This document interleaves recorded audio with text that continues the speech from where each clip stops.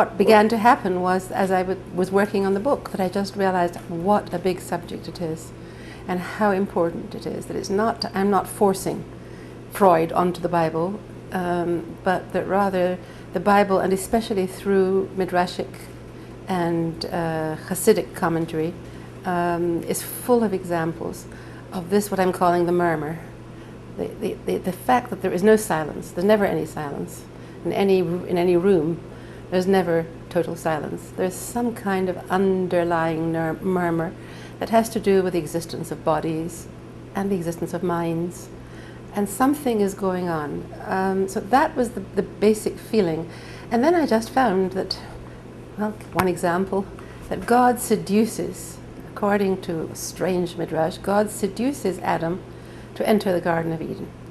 It says God took Adam and put him in the Garden of Eden, which implies that Adam wasn't created there. He came from somewhere else, not from the Garden of Eden.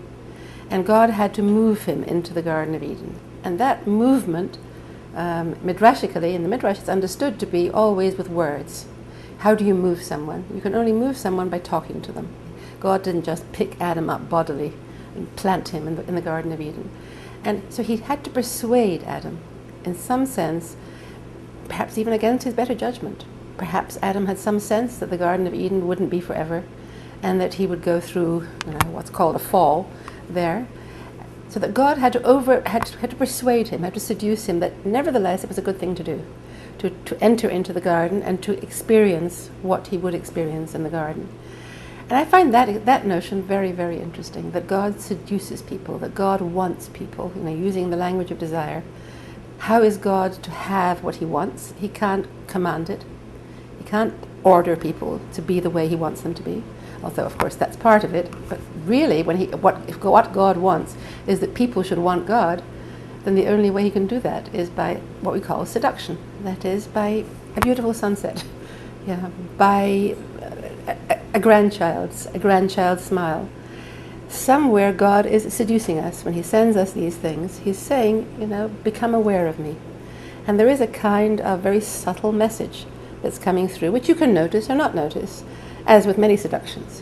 The seducer tries to seduce. The person who's being seduced sometimes can resist and say, no, I don't. That's not what I'm interested in. And so there's a lot of freedom in this idea of seduction. And it's also a very daring idea, because it means that God, this is what the Hasidim say, that God wants us, that God desires us, he wants our love. And the only way to achieve that is through what I'm calling seduction.